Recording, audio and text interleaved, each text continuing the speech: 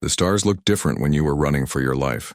Admiral Kexthera stood on the bridge of her flagship, watching the empty space ahead.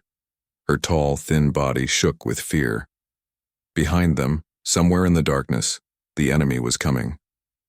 The Vorthak swarm had destroyed everything. Her homeworld was gone. Her people were scattered across 12 damaged ships, flying through space with nowhere to go. "Admiral," said Commander Velnara from her station, "we have lost another engine. On the third ship. They are falling behind." Kexthera closed her large silver eyes. The Zephyrians had always been a peaceful people. Their crystal ships were built for exploration and trade, not war. When the Vorthak came to their star system, they tried to talk. They offered gifts and friendship. The biomechanical monsters responded by eating their planets. "How much time do we have?" she asked. 2 days, maybe 3 if we are lucky," Velnara replied. "The Vorthak ships are faster than ours now. They grow stronger with each world they consume." The bridge was quiet except for the hum of failing systems. Through the clear walls, Kexthera could see the other ships in their small fleet. Each one carried thousands of refugees, the last of their kind. Children who would never see their homeworld. Elders who remembered better times.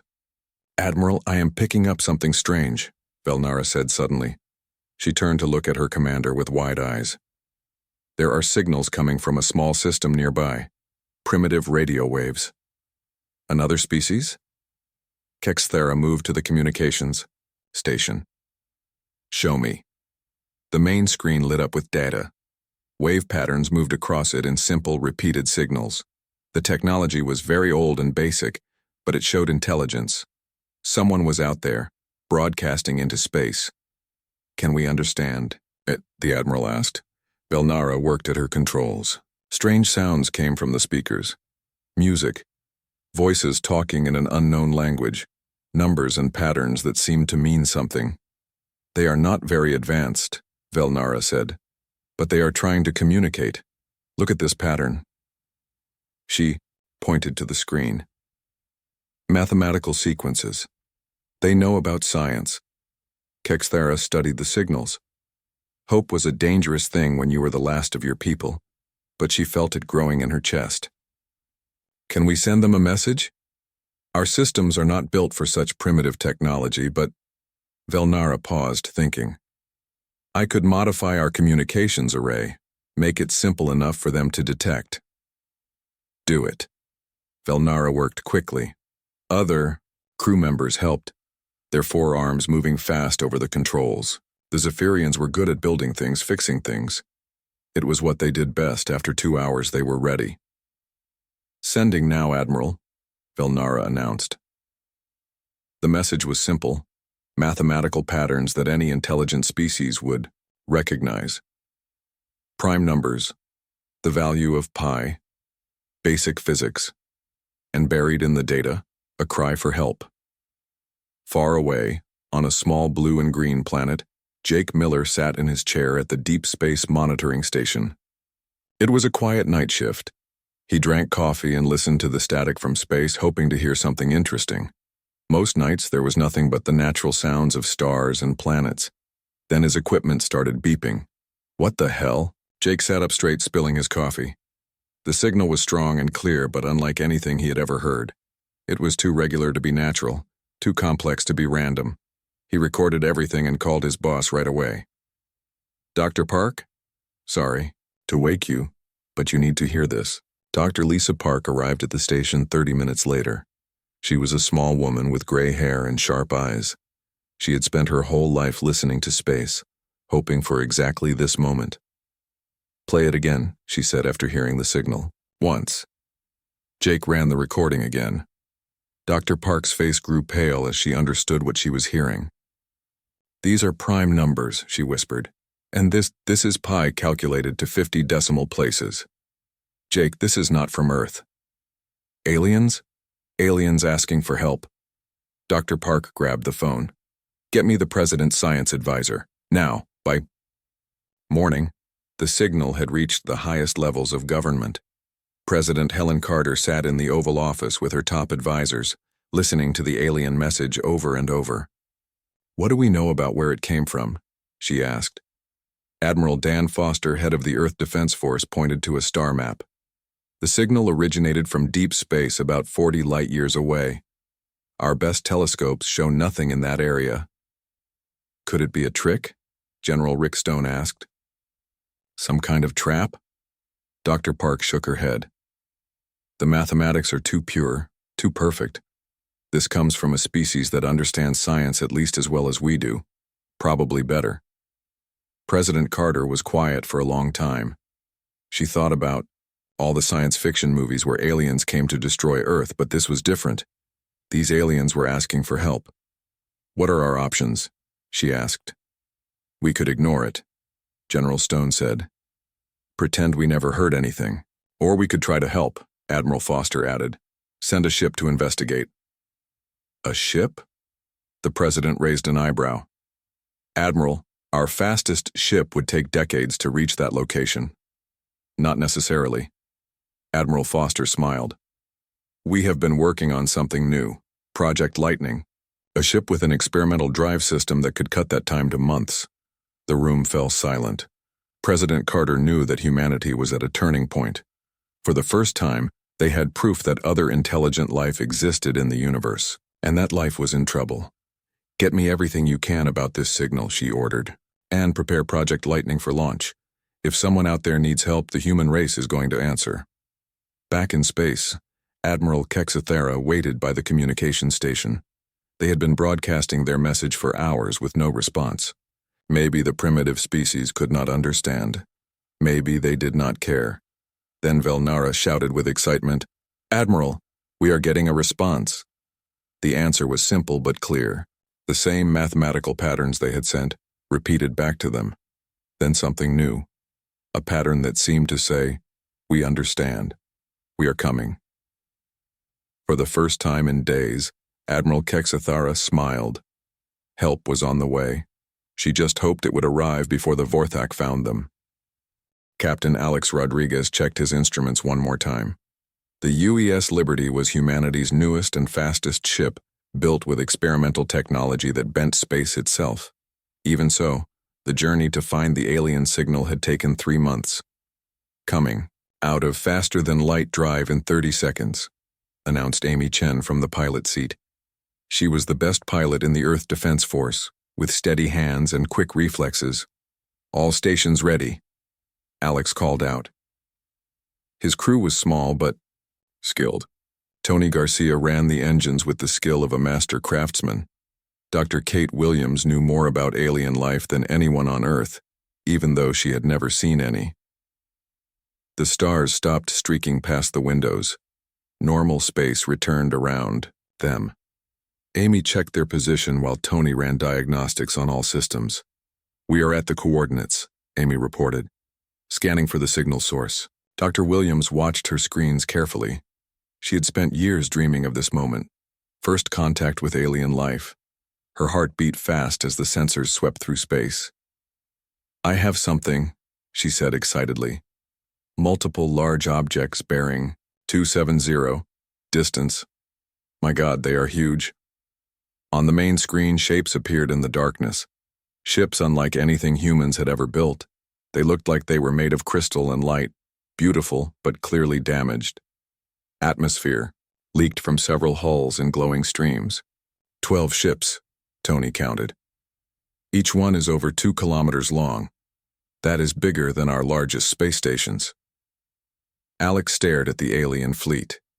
Even damaged, the ships were amazing to see. Their technology was clearly far ahead of humanity's. So why were they asking for help? Captain, Dr. Williams called out. I am detecting life signs, thousands of them on each ship. These are not warships. They are refugee vessels.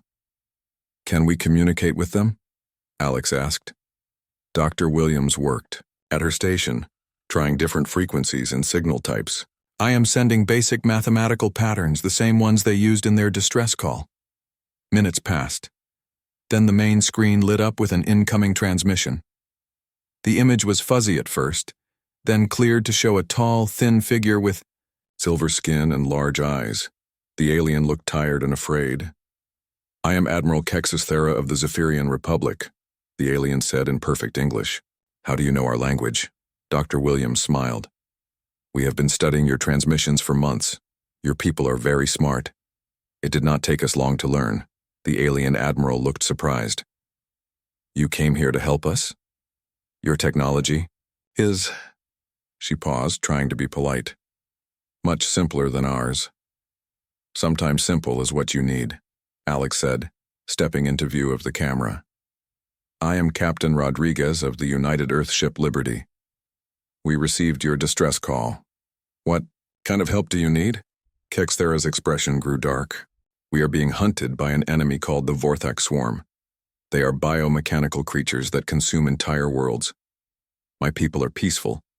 We do not know how to fight such monsters. Biomechanical? Dr. Williams leaned forward with interest. Part machine, part living creature? Yes, they eat planets and use the matter to build more ships. Each victory makes them stronger. They destroyed our home world and chased us across the galaxy. Tony whistled low. How many ships do they have? When they attacked our system, there were 50. By now, Kexthera shook her head. Perhaps 100 or more. Alex felt a chill run down his spine. 100 ships, each one probably larger than anything in the human fleet. But he had not come this far to turn around. How long until they find you? He asked. 2 days, maybe. Less. Our ships are too damaged to outrun them much longer. Alex made a decision that would change both their species forever. Admiral Kexthera, I would like to come aboard your ship. We need to see what we are dealing with. 1 hour later, Alex and Dr. Williams rode a shuttle toward the alien flagship. The Zephyrian ship was even more beautiful up close. Its crystal hull caught the light of nearby stars and reflected it in rainbow patterns. Docking bay is opening, Amy reported from the shuttle. These aliens sure know how to build pretty ships. The docking bay was huge and filled with soft-colored light. When Alex and Dr. Williams stepped out of their shuttle, they got their first look at the Zephyrians up close. They were tall and graceful, with 4 arms and silver skin that seemed to glow softly. Their large eyes held intelligence and sadness. Admiral Kexthera met them personally. Welcome aboard the Starlight Harmony. I am sorry you must see us in such poor condition. Even damaged, the ship was incredible. The walls were made of some kind of living crystal that pulsed with gentle light. Everything was smooth and curved, nothing sharp or aggressive. These people had never built anything for war. Your ship is amazing, Dr. Williams said honestly. Your technology is centuries ahead of ours, but it cannot save us from the Vorthak, Kexthera replied sadly. We have powerful shields and healing systems, but no weapons that can stop them. She led them to the bridge, where other Zephyrians worked at stations that looked more like art than control panels. Commander Velnara looked up from her communications array. Admiral, our scouts report movement in the outer system. The Vorthak may have found our trail. Alex studied the tactical display. Even with his limited understanding of Zephyrian technology, he could see the problem. The alien ships were designed for defense, not attack. They could protect themselves for a while, but they could not fight back effectively. What do you know about human military history? Alex asked. Kexthera looked confused. Very little. Why? Because my species has been fighting wars for thousands of years. We may not have your advanced technology, but we know how to fight. Dr. Williams was examining a display of the Vorthak ships from previous encounters.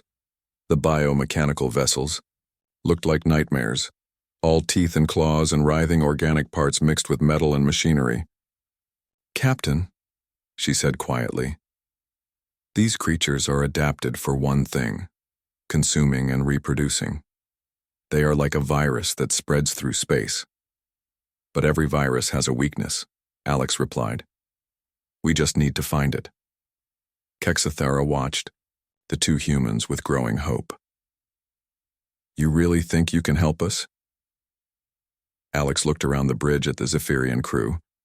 They were clearly intelligent and skilled, but they thought like scientists and explorers, not soldiers. That was going to change. Admiral, I need to contact my ship and then my government. Humanity is going to help you fight the Vorthak. But first, you need to understand something about my people. What is that? When humans are threatened, we do not run. We fight, and we are very, very good at it. Back on the Liberty, Alex sent an urgent message to Earth. The response came back faster than he expected. President Carter herself appeared on the screen. Captain Rodriguez, report. Madam President, the alien species is real and they need our help. They are refugees being hunted by an enemy that could eventually threaten Earth. The president listened as Alex explained the situation. When he finished, she was quiet for a long moment. Captain, you are authorized to provide whatever assistance you can. Additional ships are being prepared for launch. Thank you, ma'am, but I do not think we have time to wait for reinforcements. Then use what you have. Show these aliens what humans can do. Alex returned to the Zephyrian flagship with a plan forming in his mind. The aliens had superior technology but no idea how to use it for warfare. Humans had thousands of years of experience in fighting and tactics. Admiral Kexithera, he said as he walked onto the bridge, how would you like to learn some very human lessons about survival? The emergency meeting in the White House lasted 6 hours. President Helen Carter sat at the head of the table, surrounded by her top military advisors and scientists. The alien threat was real, and Earth had to decide how to respond. The Vorthak swarm will eventually reach our space, Admiral Dan Foster explained, pointing to star charts on the wall. If they consume everything in their path, Earth becomes a target. General Rick Stone shook his head. We should focus on defending Earth, not flying across the galaxy to fight alien wars. This is not just an alien war, Dr. Lisa Park interrupted. This is about survival. The Zephyrians are peaceful. If they fall, we lose potential allies and face the Vorthak alone. President Carter studied the reports from Captain Rodriguez. The alien technology was impressive, but the Zephyrians thought like scientists, not soldiers. They needed human military knowledge to survive. Admiral Foster, what can we send to help them? I recommend Admiral Susan Blake to command the mission. She has experience with unconventional warfare. We can also send Colonel Mike Turner with a team of military advisors. President Carter made her decision. Do it. Send everything we can. Spare. If these aliens survive, they owe us. If they die, the Vorthak gets stronger. Either way, we need to act. 3 days later, 5 human ships jumped into the system where the Zephyrian fleet was hiding. Admiral Blake commanded from the UES Defender, while Colonel Turner brought specialists in weapons, tactics, and engineering. Captain Rodriguez met the human fleet at the edge of the asteroid field where the aliens had taken shelter. Admiral Blake, good to see you. Captain, brief me on the situation. The Zephyrians have amazing defensive technology, but they have never fought a real war. They think in terms of protection, not attack. Admiral Blake was a short woman with gray hair and sharp eyes. She had spent 30 years in the military, fighting wars on Earth and in space. Then we teach them. The cultural exchange began immediately. Chief Engineer Bob Wright transferred to the Zephyrian flagship to study their technology. What he found amazed him. Admiral, these ships can repair themselves, he reported to Blake over the communicator. Their hulls are made of living crystal that grows back when damaged, and their power systems. He paused, trying to find the right words. They could power a city for a year. What about weapons? They have energy shields and some kind of particle beam, but it is designed to disable, not destroy. These people really do not like violence. Meanwhile, Sergeant Pete Murphy worked with Zephyrian security forces. The aliens were strong and fast, but they moved like dancers, not fighters. No, Pete said patiently to a group of Zephyrian Marines. When the enemy charges, you do not step aside politely. You hit them. Hard. The Zephyrians looked confused. But that would hurt them, one said. That is the idea. Look, I know your people value life, but sometimes you have to hurt the bad guys to save the good guys. Dr. Nancy Green helped establish better communication between the species. She found that Zephyrians thought in colors and harmonics as much as words. When they said something was bright, they meant it was good. When they said it was dark, they meant dangerous. The Vorthak are the darkest things we have ever encountered, Admiral Kexithera explained. They consume light itself. The real, Breakthrough came when Commander Jane Walsh studied the Zephyrian tactical systems. The aliens could see the battlefield in ways humans never imagined. They can track every ship, every asteroid, every piece of debris in real time, she reported to Admiral Blake. Their computers process information faster than anything we have. But they do not know what to do with that information, Blake replied. That is where we come in. The training was intense. Human officers worked around the clock with their Zephyrian counterparts, sharing thousands of years of military knowledge. The concepts were alien to the peaceful species. You want us to hide behind asteroids and attack from ambush? Commander Velnara asked during a strategy meeting. Exactly, Colonel Turner replied. The enemy expects you to fight honorably. Surprise is a weapon. But that seems dishonest. War is not about honor. It is about survival. The hardest lesson was teaching the Zephyrians to think aggressively. Captain Rodriguez worked with their pilots, showing them how to use their ship's speed and maneuverability. Your ship can turn faster than anything the Vorthak have, he explained to pilot Nextalon. Use that. Hit them from the side, then disappear, before they can respond. But what if I miss? Then you try again, and again, until you hit. Dr. Kate Williams made the most important discovery. She studied the data on Vorthak bioships and found something interesting. The organic parts of their ships vibrate at specific frequencies, she told Admiral Blake.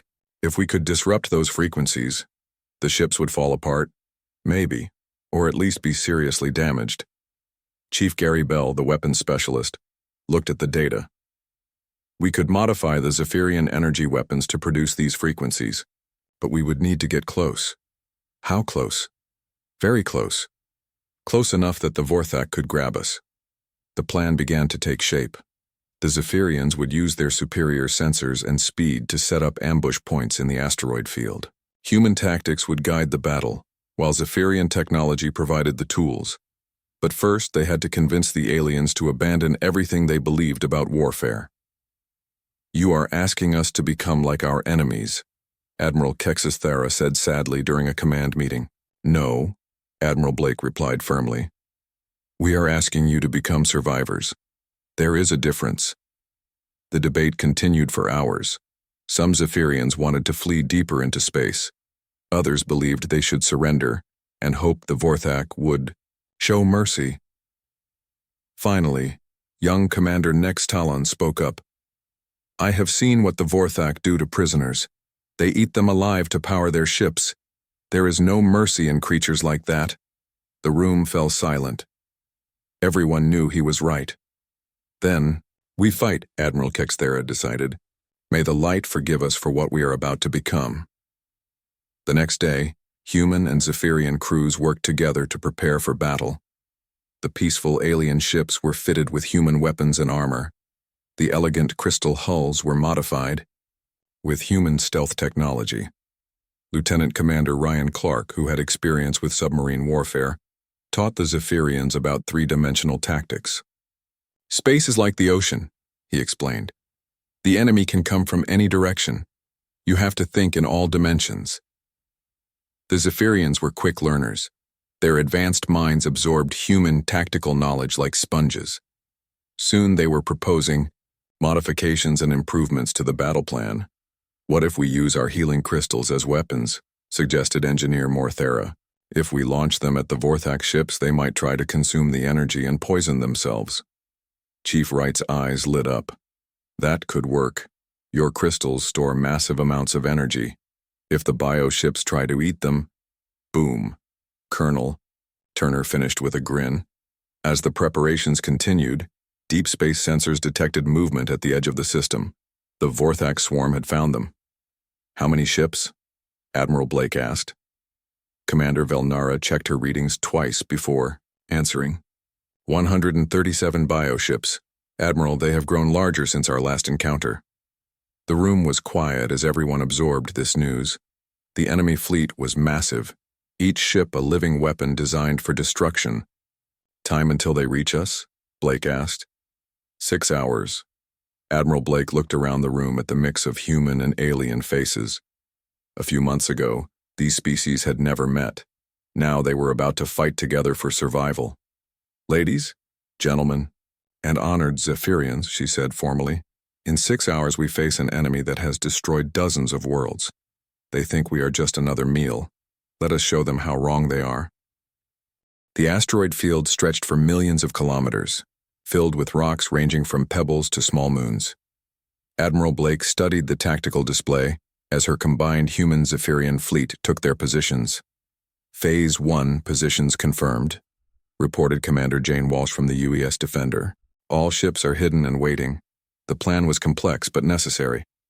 The Vorthak swarm was too large to fight directly. Instead, they would use the asteroids as cover, striking from multiple directions to confuse and divide the enemy. Captain Rodriguez commanded the first strike group from his ship Liberty. With him were 3 Zephyrian vessels, their crystal hulls now armed with human nuclear weapons. The combination looked strange but deadly. "Remember," he told the Zephyrian pilots over the comm, "hit fast and get out. Do not try to be heroes." Pilot next to Lon responded from his ship Starlight Dancer. "Understood, Captain. We strike like lightning, then vanish like shadow." The young Zephyrian had learned human tactics quickly. Too quickly, some of his people worried, but Admiral Kexathera supported him. Her people needed warriors now, not philosophers. Lieutenant Commander Ryan Clark positioned his submarine warfare specialists throughout the asteroid field. "Think of this as underwater combat," he told his teams. "The enemy cannot see us clearly in here. We use that advantage." Dr. Kate Williams worked frantically in her laboratory aboard the Liberty. The frequency weapon was almost ready, but it needed more testing. "Gary, are you sure the Zephyrian energy systems can handle this much power?" Chief Gary Bell checked his readings. "The alien tech is stronger than ours. If anything can handle it, their ships can." The weapon was based on Dr. Williams's discovery about the Vorthak bioships. Every living thing vibrated at certain frequencies. If they could match and amplify those frequencies, the organic parts of the enemy ships would tear themselves apart.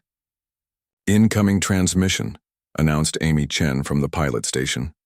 "The Vorthak are trying to communicate." On the main screen, a nightmare appeared. The creature was part machine, part living tissue, with metal cables running through organic flesh. Its voice sounded like metal scraping on bone. "Primitive species," it said.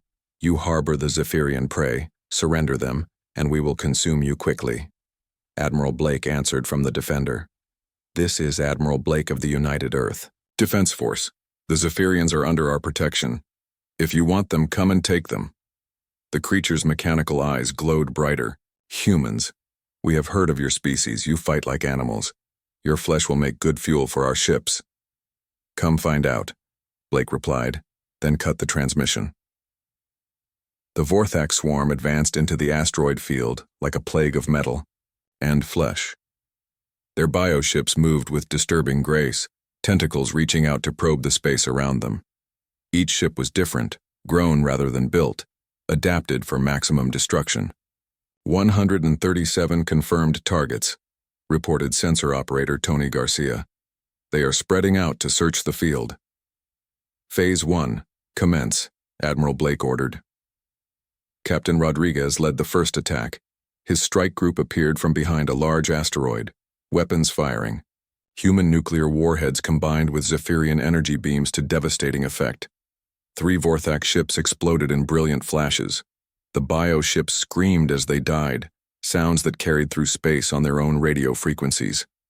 "Direct hits," reported Nextalon excitedly. "The enemy did not expect us there." "Phase 1 complete," Rodriguez announced. "All ships withdraw to Phase 2 positions." The strike group vanished back into the asteroids before the Vorthak could respond. The enemy swarm was confused. They had expected the Zephyrians to flee or fight honorably in open space.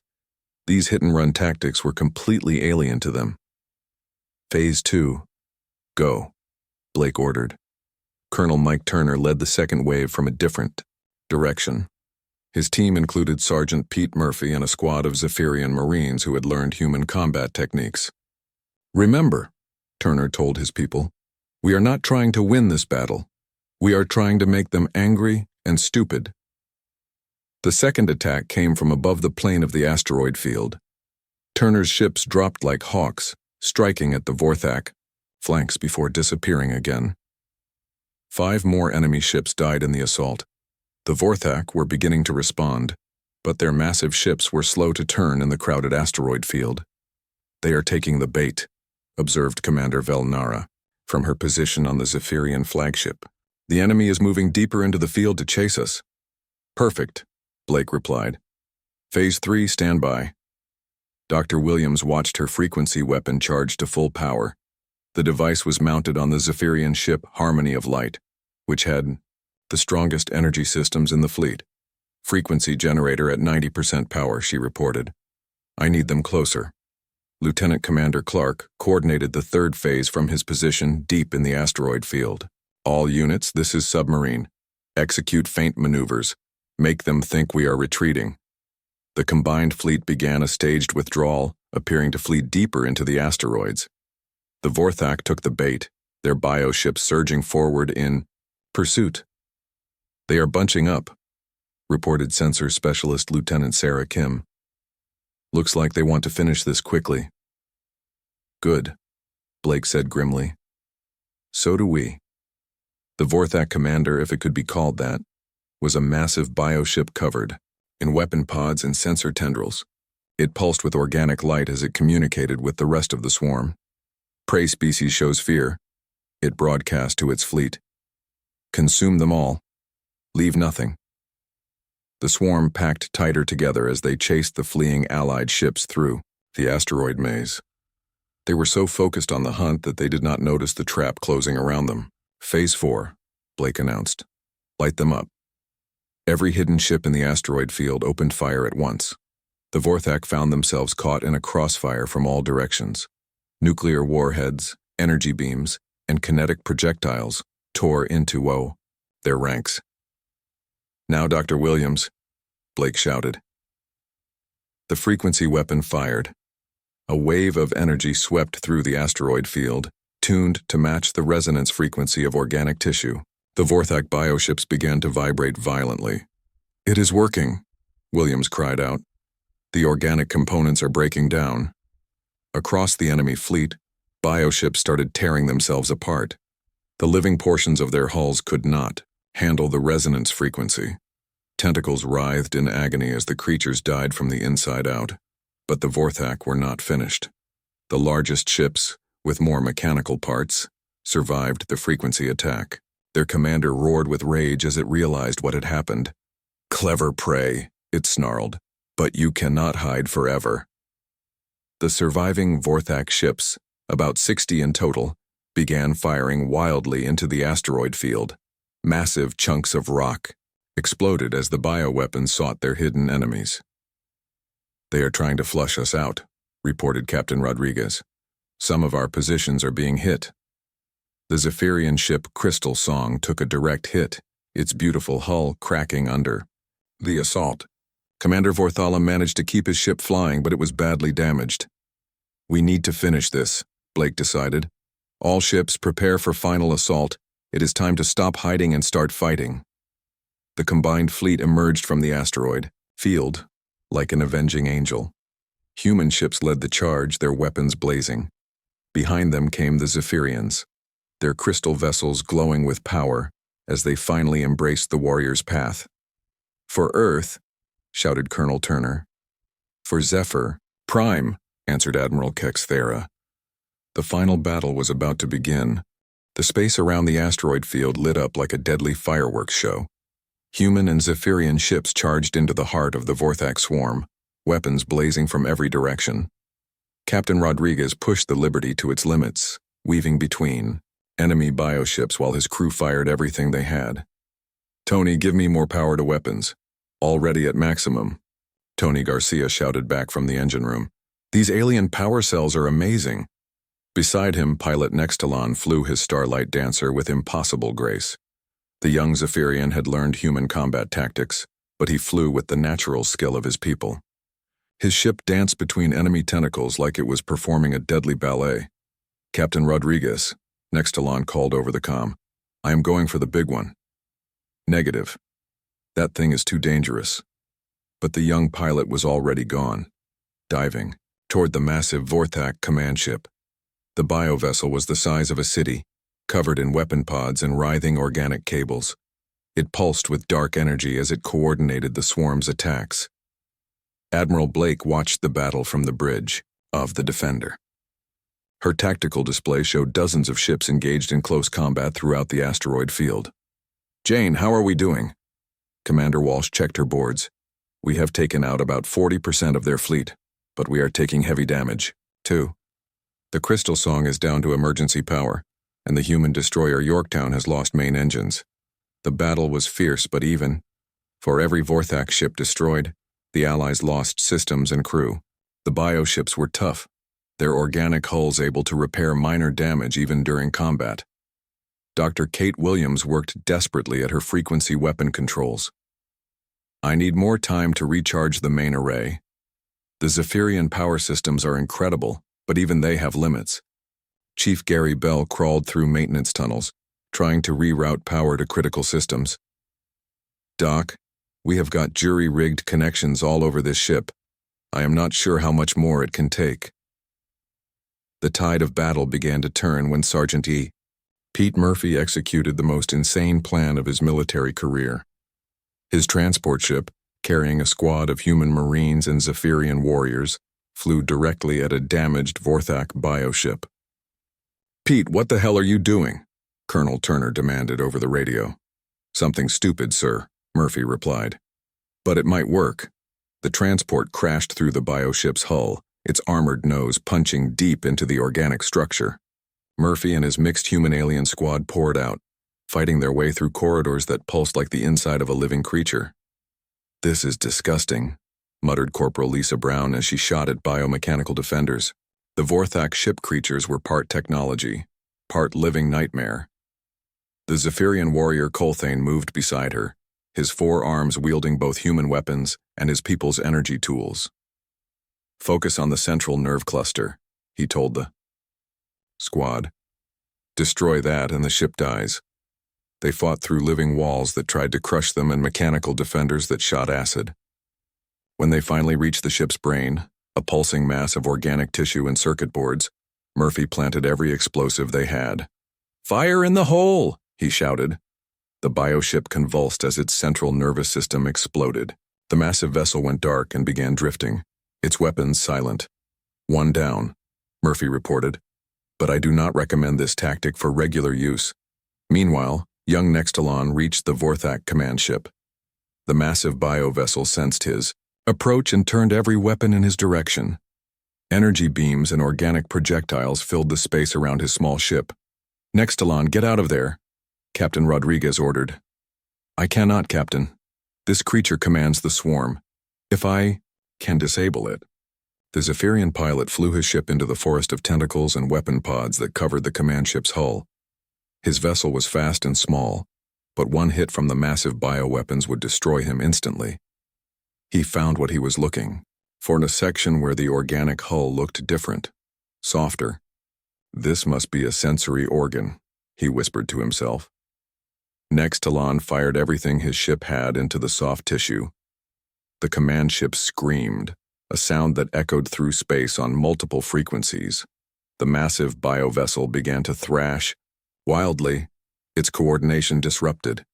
"The swarm is losing formation," reported Commander Velnara from the Zephyrian flagship. "Their command structure is breaking down." Admiral Blake saw the opportunity. "All ships, concentrate fire on the command vessel, take it down now." The entire Allied fleet turned their weapons on the massive bioship. Nuclear warheads, energy beams, and kinetic rounds hammered its hull. The creature was tough, but it could not withstand the concentrated assault. Dr. Williams had her frequency, weapon ready. "Firing now."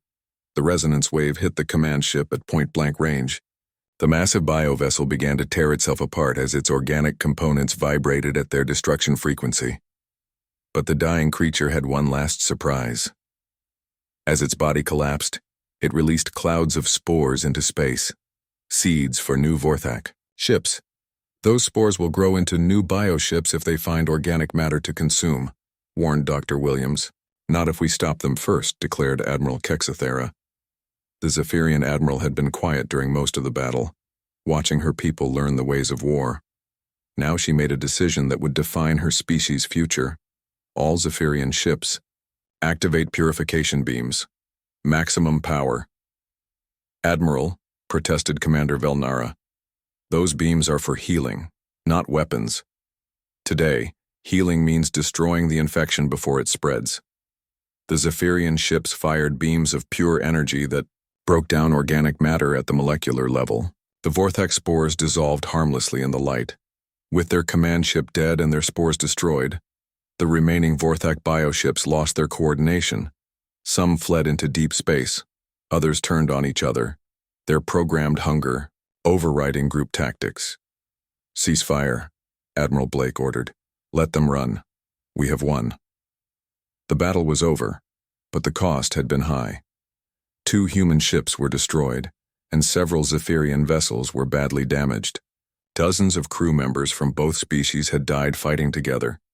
Captain Rodriguez found Nexitalan's ship drifting near the debris of the command vessel. The young pilot was unconscious, but alive, his ship's life support barely functioning. Get him to medical, Rodriguez ordered. That crazy kid saved us all. In the aftermath, as repair crews worked to fix damaged ships, Admiral Blake and Admiral Kexithera met aboard the Zephyrian flagship. Your people fought well, Blake told her alien counterpart. You learned quickly. Kexithera's large eyes were sad but determined. We learned that sometimes peace must be defended with violence. It is a difficult lesson for my people. It is a difficult lesson for any good people, Blake replied. The important thing is that you survived to remain good. Dr. Williams brought them the final analysis of the battle. We destroyed or scattered about 90% of the Vortex swarm. The survivors will not be able to threaten anyone for a long time. And the spores? Kexithera asked. All destroyed. There will be no new bioships growing from this battle. A week later, representatives from both species met aboard the Liberty to sign a formal alliance. President Carter participated by video, link from Earth, while the Zephyrian Council of Lights joined from their temporary shelter on a distant moon. Today, 2 species become allies, President Carter announced. The Zephyrians offer us their advanced technology and scientific knowledge. In return, Earth provides military training and protection. Admiral Kexithera spoke for her people. We have learned that peace without the strength to defend it is merely an invitation to those who would destroy it. Humanity has taught us this lesson, and we are grateful. The ceremony was interrupted by an urgent transmission from Earth's deep space monitoring stations. Jake Miller, the radio operator who had first detected the Zephyrian distress call, appeared on screen. Admirals, we are picking up signals from the direction the Vortex fled, but these are not bioship signatures. What are they? Blake asked. More distress calls. At least 3 different species, all asking for help against the Vortex. Admiral. Blake and Admiral Kexithera looked at each other. The galaxy was a dangerous place full of predators like the Vortex. But now, there was hope. It seems our work is just beginning, Blake said. Then we will face it together, Kexithera replied. 6 months later, the first joint human Zephyrian space station was completed. The structure combined the best of both technologies, human military engineering with Zephyrian advanced materials, and power systems. Captain Rodriguez stood on the observation deck with Dr. Williams, watching construction crews put the finishing touches on the station's defenses. Think it will be enough? Williams asked. For now, Rodriguez replied. But something tells me this is just the beginning. In the distance, ships from both species patrolled together. Human destroyers flew alongside elegant Zephyrian cruisers, their crews learning from each other. Jake Miller had been promoted to Earth's first ambassador to the Zephyrian Republic. He still could not quite believe that his routine night shift had led to first contact with an alien species. Amazing how one radio signal can change everything, he told his assistant. Sir, the assistant replied, we are getting another transmission. This one is from the Tau Ceti system.